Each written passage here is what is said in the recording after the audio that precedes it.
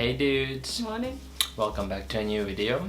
And So as you can see, we have a cool new set because we're rich now. are we though? No. So since the setting is so nice, we are in a hotel. Let's talk about 5 lessons we learned while we were living abroad and while we were moving different countries. Yeah, clearly I think it's expected that living abroad for so long changes you in many different ways. So that's what this video is going to be about. And I think this is the episode number 3 in Get to Know Us.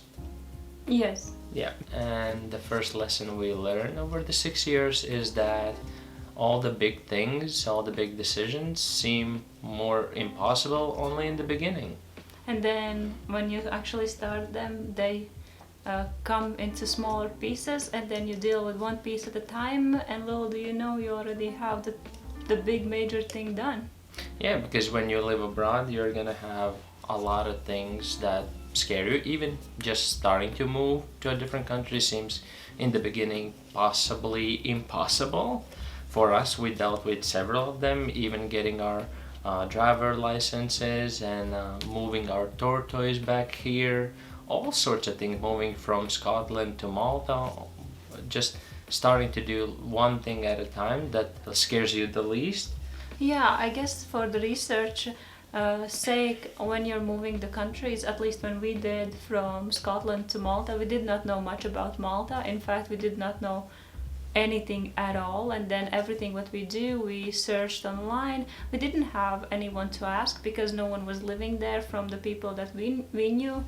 And so we searched online, we watched videos, so hopefully maybe this video, if you're looking to move countries or looking to learn from people who's done that, maybe this will come helpful because that's how we also learned. And so what we did, we just looked to videos, we searched online, we looked at everything that we possibly could, and then we took 1 year to actually do the move so we could save money, and then we could find out everything that we need to know beforehand, and so that the transition would be as smooth as possible. Yeah, so maybe this works as a little encouragement, as maybe for you thinking about moving but feeling like it's impossible for you, start with something little. Yeah, I think the first step what we always do when we move countries is, first of all, we decide, but then once that's like not even a question anymore, we buy the tickets, even though we buy the tickets 1 year ahead, so we know where is our benchmark. So at least we know by this time we have to know everything that we need to prepare, what we need to buy, what we need to do, and then that's like we kind of start backwards from that plane ticket, and then kind of back from where we are. So along the lines we have to get everything done. It feels, when you buy that ticket, first of all, it's going to be a lot cheaper if you plan 1 year ahead, and second, it's kind of like this big step. Now you can't back out anymore because you bought the ticket, so start planning. That helps us. Hopefully it's a good idea for you. Okay, I got a little bit too warm, so I lost the jumper, and now we're gonna move into our second lesson that we learned, and that is how to better deal with money. First of all, before we started moving around, I didn't know much about how to deal with money. First of all, I didn't have a lot of it to deal with, but I didn't make the best decisions even if I had some money. And over the years when we lived abroad, we started earning a little bit more than back in Latvia. And in the beginning, obviously, I made a couple of bad decisions, or like, let's just say silly decisions. And little by little, I had the chance to learn more about how to deal with it. For me it was the same. When we left Latvia, we had little to no money, and we just kind of started living on our own. We got our first rental apartment. We didn't know how much that would cost, how much additional costs go into utility bills. In Glasgow there was this great thing as a council tax. You basically pay for nothing, but it's still, you still have to pay like 130, 150 pounds, and that's each month. So we had to deal with that. We had to deal with rents, we had to deal with food, all that thing, and then we didn't even have the first paycheck yet, but Yeah. everything needed to be paid off. So that was maybe one of the toughest things we ever went through, at least in my head, because we had little to no money, and we were going to move countries and hoping to find a job and hoping to pay everything off. I mean, remember one of our first mistakes was that we didn't know, as you said, we didn't know anything about different countries, didn't know how rent works for yourself, and we left our boiler running for a whole month, which... Because we didn't know how these things work. Right, this was a great example to mention that the apartment where we lived in, we had electricity heating. So we had the boiler. If we wanted a warm water, we would need to leave it run. But in Glasgow, for whatever reason, the boiler wouldn't turn off itself once it's finished boiling, which is weird. But be aware, those things sometimes exist in apartments. And so it would just keep boiling, and we wouldn't notice because it wasn't loud or anything. And so at the end of the month, we needed to pay like £500 on electricity, and that was when we didn't have any money. Yeah, and the landlords, when we moved in, didn't explain anything. They didn't show even where to turn it off. And then I even called the electricity company and asked why the hell our bill is so high. And At first we thought, we were hoping that would be a mistake. yeah, because we didn't have money and we didn't know how we were gonna pay that kind of a bill in the very beginning, because it was just as high as our rent. And Seriously, it was £500, Yeah. and it's no little money for two little kids who just moved to a different country. so yeah, I called the electricity company and I asked like what's going on, and they said like most probably you left the boiler on. I was like, what? Like is there a way to turn it off? I didn't even know where it is.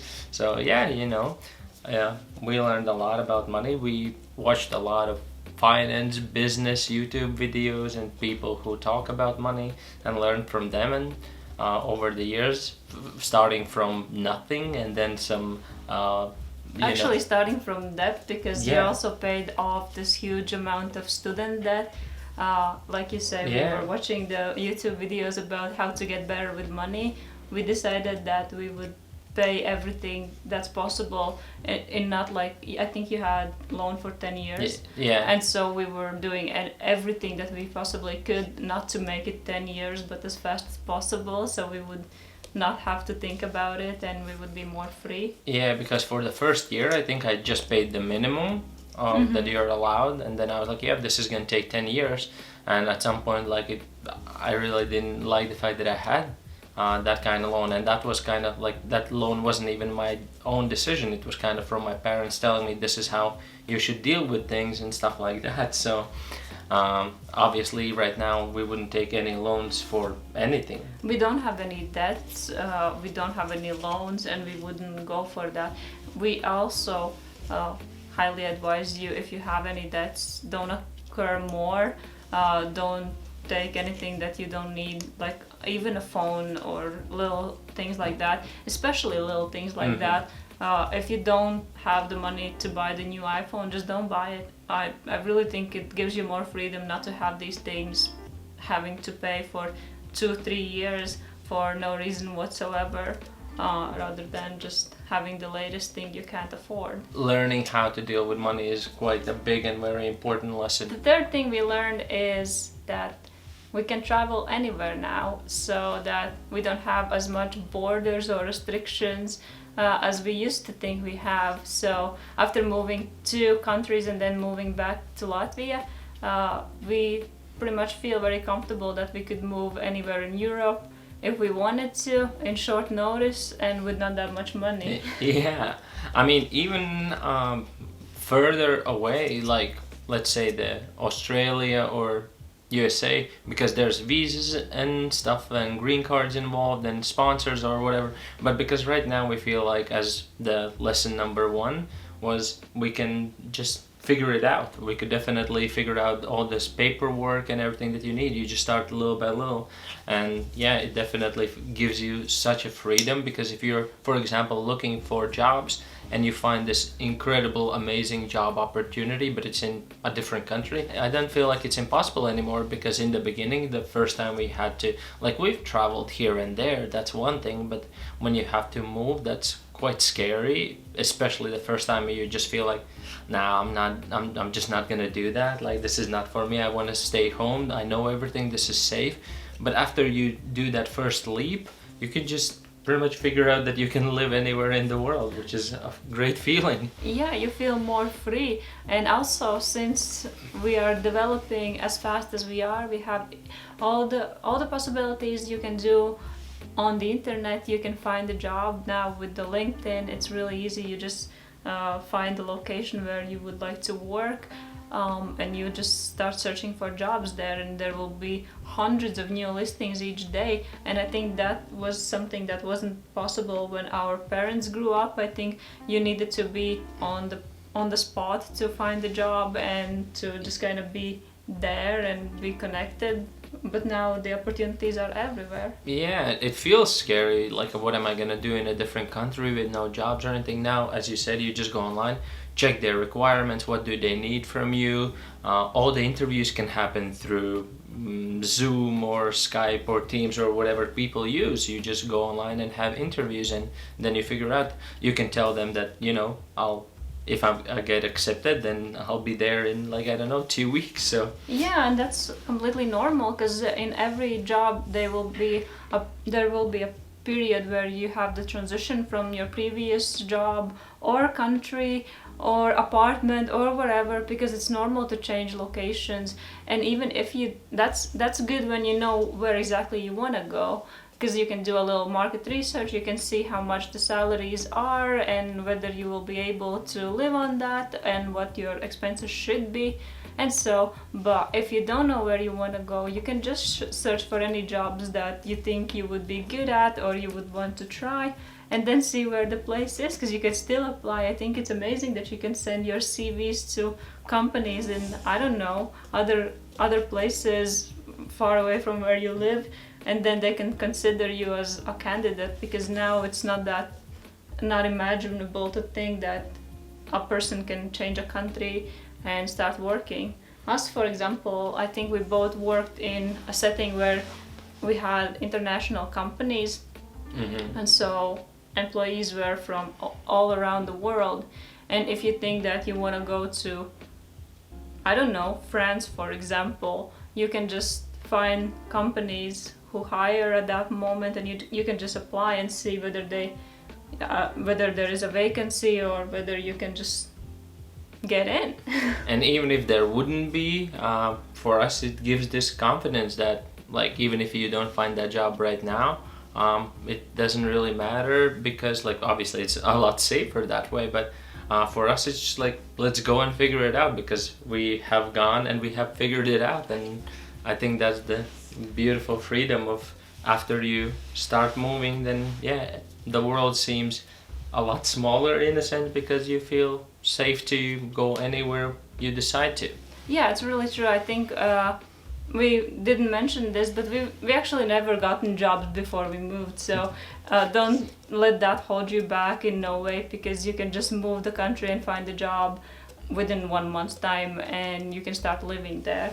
Yeah, just go to that country, just get the apartment and the most little things settled, and walk around and give out CVs and ask people where you could get a job, and find the common job sites and start applying. You'll be just fine. And even if that's not your main dream job, just get some kind of job so you can pay the first couple of months of bills and keep looking for jobs after that. Absolutely.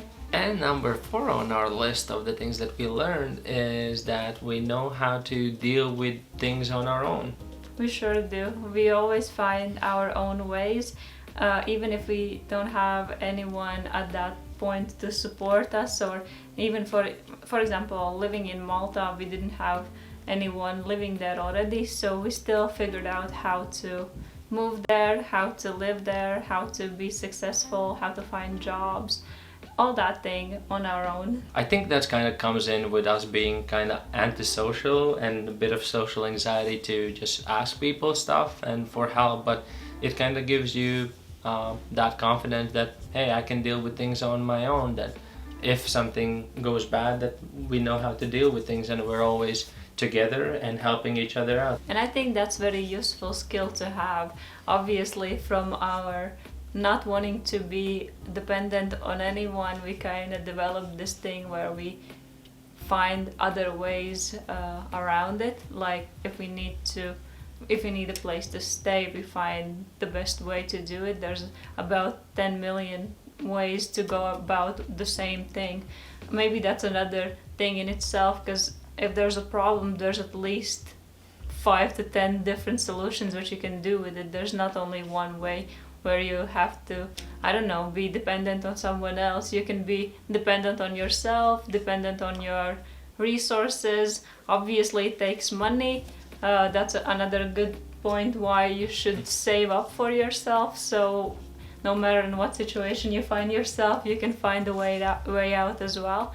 Because let's be honest, not everything works out with your first try. So if you move countries, something can go wrong. Maybe you find the wrong apartment. Maybe you're not happy after moving in. Maybe there's problems that you need to fix. Maybe your landlord wouldn't take care of some things. There could be 1 million things that would happen to you that wouldn't be perfect or how you imagined it. But if you have a little bit money and you have a little bit of thought, you can just like figure these things out and you can find solutions.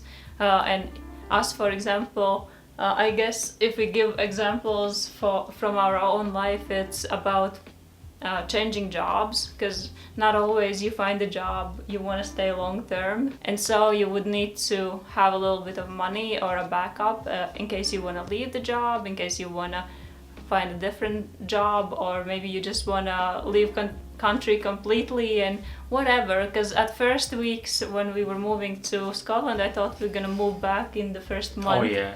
So I mean, everything like that can happen to anyone, and so you might find out that where you are is not where you want to be. And so and when we were in Scotland, we were also thinking what we're gonna do next, and that's where we thought that we could move to Malta and try another country and give it another shot. And obviously without money and without ourselves as the lead people in this decision, we wouldn't be able to do that. Yeah, I mean, obviously there's nothing wrong with asking for help now and then, but if you just get used to it, then you get quite dependent on everyone else and you can't make those decisions by yourself. And it also happens that there's quite often, not always, but quite often there's strings attached if you keep asking for help from people. And in that sense, either you might even get judged if you make the decisions and that someone else tried to help you. Even I remember there was this thing that like some people would stay in their jobs that they don't even like because someone helped you get that job, and you kind of feel guilty that you don't just want to quit that job you don't like because someone really helped you get it. And even little things like that. And it just, some people can start making some decisions for you if they're the ones helping you a lot. Especially if you're too attached to your family, because let's be honest, if you're too involved with your parents, brothers, sisters, it's usually not only you in charge of your decisions, it might be also them. So it might be a little bit, it might be a good thing to be a little bit distant. Yeah, but also especially family, and if there's money involved, because the second there's money involved, then some people start to have somewhat of an ownership of your decisions. Yeah, they can make some decisions or judge you by the way you dealt with things and their money, let's say, or the money they lent you and stuff like that. So it's never a good feeling, and it gives you quite a lot of more freedom about your decisions if you're the one making them. Doing them, exactly.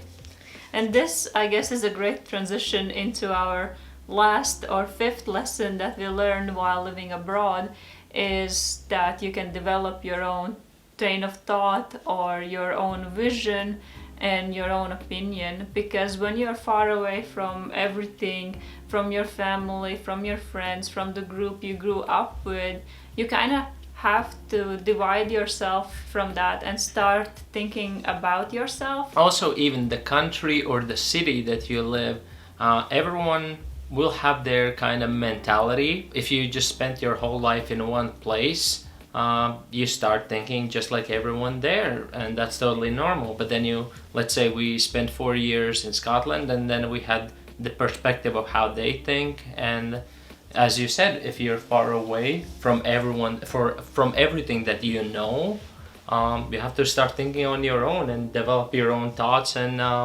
develop your own personality and think as your own person instead of what your family thinks or your group of friends would think, and these are our beliefs. But then you travel around and you realize that there's a lot more different opinions about things. Especially when you're younger, coming from a family, obviously you will have the family influence, so you will maybe see things and think things the way your parents did. Then you have these things, maybe you don't agree with them, but you just go with them because you never really thought about your own opinions on, I don't know, schools, education, politics, all these things that everyone kind of knows that they exist, but not always have their own opinions.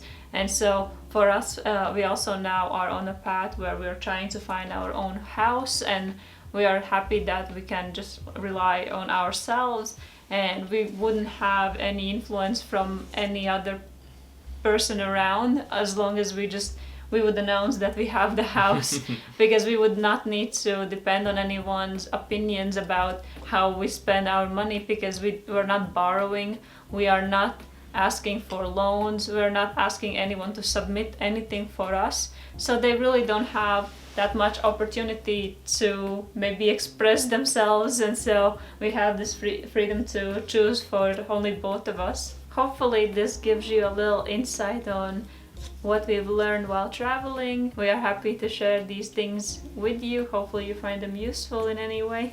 Maybe even inspiring, because from all the things that we experienced over the past 6 years, I would never take any of it away, because we definitely learned a lot, and I think it definitely made us different people from what we were when we started all this. So if you're ever considering about trying to move to a different country, even if it's just for school, when you do a couple of years away, or maybe it's an intern job just for a couple of months, even traveling is just such a great experience. And maybe it encourages you to do that one last decision and say, yes, I'm gonna go somewhere. Absolutely, I think it's totally worth it. And for us, we have grown as a people, and no one can take this away from us. We are so much smarter than we were, and very happy about that. Absolutely. So if you enjoyed this one, you could leave a like, and if you want to follow our journey here in Latvia, you could subscribe. That would be great, and we'll see you in the next video. Bye. Bye.